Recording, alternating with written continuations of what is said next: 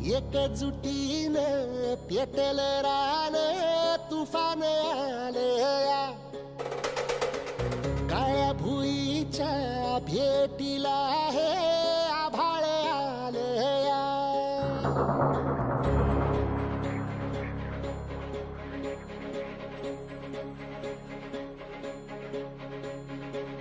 एकजुटीने पेटल